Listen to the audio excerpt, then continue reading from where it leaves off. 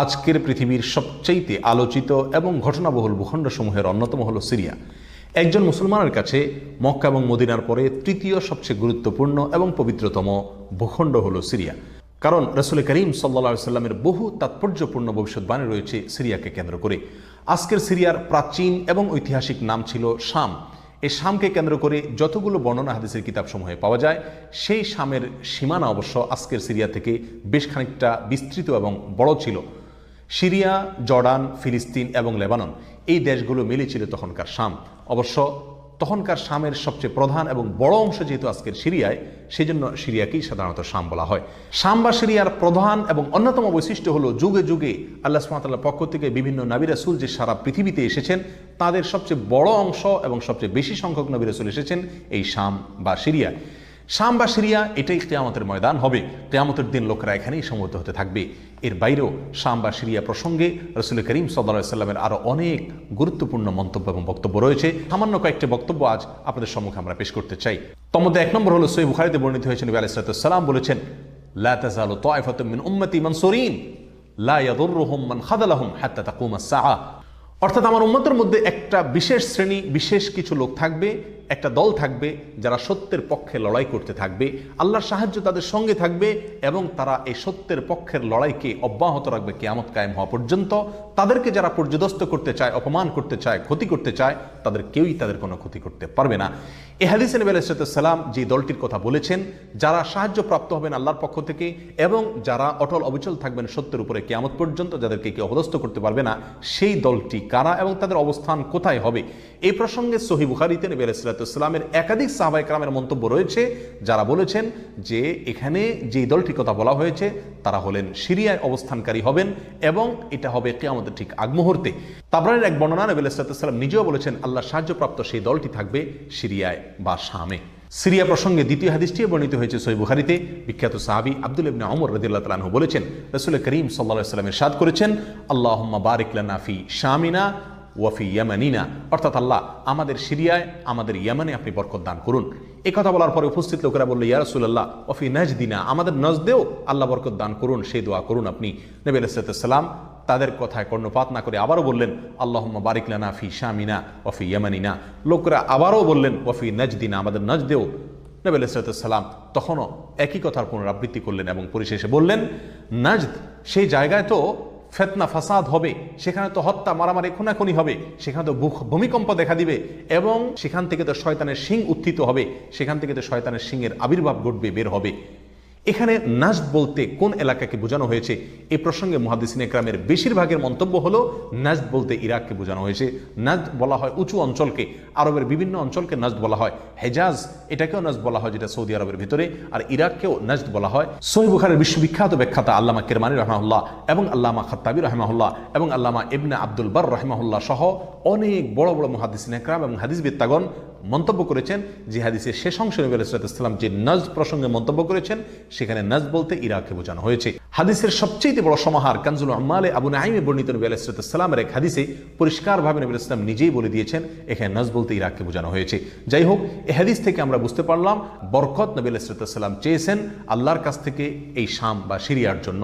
তাহলে এই শাম বা সিরিয়া এটা গুরুত্বপূর্ণ একটি জায়গা এবং নবী সাল্লাল্লাহু আলাইহি ওয়াসাল্লামের কাছে খুবই প্রিয়, আল্লাহর কাছে খুবই তাৎপর্যপূর্ণ একটি ভূখণ্ড।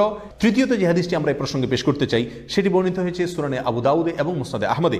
নবী আলাইহিস সালাম থেকে বর্ণনা করেছেন আব্দুল্লাহ ইবনে হাওয়ালা রাদিয়াল্লাহু তাআলা আনহু, তিনি বলেন যে রাসূল করিম সাল্লাল্লাহু আলাইহি ওয়াসাল্লাম আমাকে বলেছেন, দেখো যখন তুমি দেখবে যে খেলাফত পবিত্র ভূমিতে অবতরণ করেছে, নেমেছে, এসেছে, প্রতিষ্ঠিত হয়েছে, তখন তুমি ধরে নিবে যে কিয়ামত খুবই সন্নিকটে এসে গেছে। এ হাদিসে নবী আলাইহিস সালাম পবিত্র ভূমিতে যে খেলাফত অবতরণ করলে কিয়ামত নিকটবর্তী এটা বোঝা যাবে বলেছেন। এখানে পবিত্র ভূমি বলতে তিনি কি বুঝিয়েছেন, এই ব্যাখ্যা প্রসঙ্গে প্রায় সকল মুহাদ্দিসিনে কেরামের অভিমত হলো নবী আলাইহিস সালাম এখানে সিরিয়াকে বুঝিয়েছেন। আগে এবং পরের আলোচনাকে পর্যালোচনা করলে সেটাই পরিষ্কার হয়ে যায়।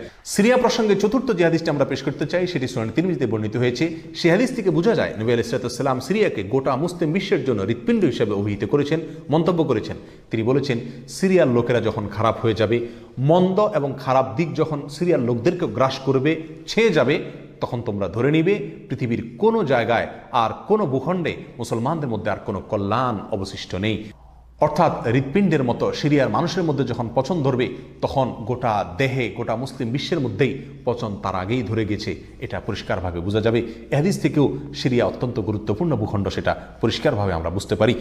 সিরিয়া প্রসঙ্গে 5 নম্বর হাদিসটি বর্ণনা করেছেন আবু হুরায়রা রাদিয়াল্লাহু তাআলা আনহু, আর এটি বর্ণিত হয়েছে সুনান ইবনে মাজাহ। নবী আলাইহিস সালাম বলেছেন, একটা সময় আসবে যখন গোটা বিশ্বে বড় বড় যুদ্ধ বিগ্রহ সংগঠিত হবে, বিশ্বজুড়ে যখন বড় বড় যুদ্ধ দেখা দিবে, তখন মাওয়ালিদের অর্থাৎ নওমুসলিমদের একটি দল আল্লাহর পক্ষে, সত্যের পক্ষে, আল্লাহর দ্বীনের জন্য লড়াই করতে থাকবে এবং তখনকার আধুনিক যত অস্ত্রশস্ত্র এগুলিতে তারা সজ্জিত থাকবেন এবং সত্যের পক্ষে লড়াই করতে থাকবেন। তাহলে চরম সংকটময় পরিস্থিতিতে আল্লাহ সুবহানাহু ওয়া তাআলার একটা বিশেষ সাহায্য এবং অনুগ্রহ আমরা দেখতে পাচ্ছি, আর সেটা অবতীর্ণ হবে, সেটা নাজিল হবে এই সিরিয়ার দামেস্ক নামক শহরে। নাম্বার 6, সিরিয়া প্রসঙ্গে নবী আলাইহিস সালামের আরেকটি তাৎপর্যপূর্ণ ভবিষ্যদ্বাণী রয়েছে, যেটি বর্ণিত হয়েছে সহিহ মুসলিমে। বর্ণনা করেছেন সাহাবী নওয়াস ইবনে সুমআন রাদিয়াল্লাহু তাআলা আনহু। তিনি বলেছেন, নবী আলাইহিস সালাম একবার দাজ্জাল প্রসঙ্গে দীর্ঘ এবং বিশদ আলোচনা করলেন।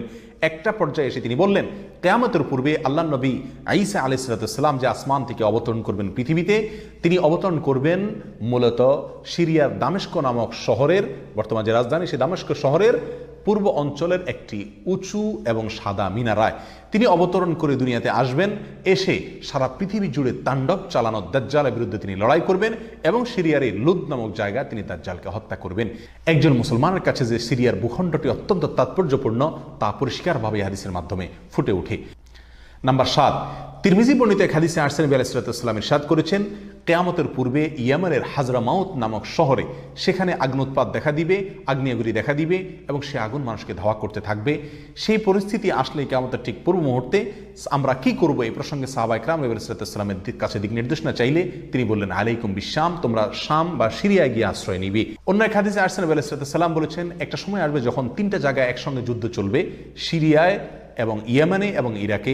একজন সাহাবী প্রশ্ন করলেন, ইয়া রাসূলুল্লাহ, আমাকে ওই সময় আপনি কোন পক্ষের হয়ে লড়াই করার জন্য নির্দেশ করবেন? নবী আলাইহিস সালাম বলেছেন, তুমি শামের হয়ে অর্থাৎ সিরিয়ার হয়ে তুমি লড়াই করবে, আর যদি সিরিয়া হয়ে লড়াই করার সামর্থ্য তোমার না থাকে তাহলে ইয়েমেনের পক্ষ তুমি অবলম্বন করবে। এই হাদিস একেবারে পরিষ্কারভাবে সিরিয়ার গুরুত্ব এবং তাৎপর্য আমাদের কাছে ফুটিয়ে তুলছে।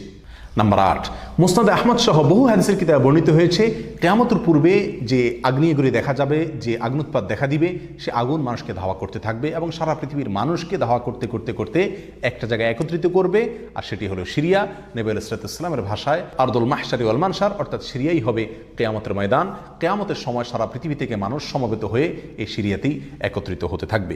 নাম্বার 9, নবী আলাইহিস সালাম আরেক হাদিসে বলেছেন, মালায়েকাতুল্লাহি বাসিতু আজনিহাতাহুম আলা শাম, আল্লাহর ফেরেশতাগণ সিরিয়ার উপরে তাদের ডানাকে ছেয়ে আছেন অথবা ছেয়ে থাকবেন।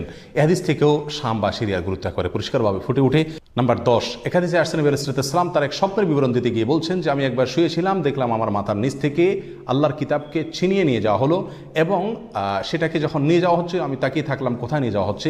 দেখলাম যে একটা আলোক রশ্মি চলে যাচ্ছে এবং যেতে যেতে সিরিয়ার ভূমি পর্যন্ত সেটা চলে গেল এবং সেখানে গিয়ে অবতরণ করলো। এরপর নবী আলাইহিস সালাম বললেন, আলা ইন্নাল ঈমানা ইযা ওয়াকাআতিল ফিতানু বিশাম, অর্থাৎ যখন সারা পৃথিবীতে ফিতনা ফাসাদ ছেয়ে যাবে তখন ঈমানের ঠিকানা হবে সিরিয়ায়, আর ঈমানদারদের আশ্রয়স্থল হবে, শেষ ভরসা হবে সিরিয়া। সম্মানিত ভাই বন্ধুগণ, এই হাদিসগুলো থেকে পরিষ্কারভাবে ফুটে উঠলো যে মক্কা মদিনার চাইতেও ঘটনাবহুল হবে কিয়ামতের পূর্ব মুহূর্তে শাম বা সিরিয়া নামক ভূখণ্ড।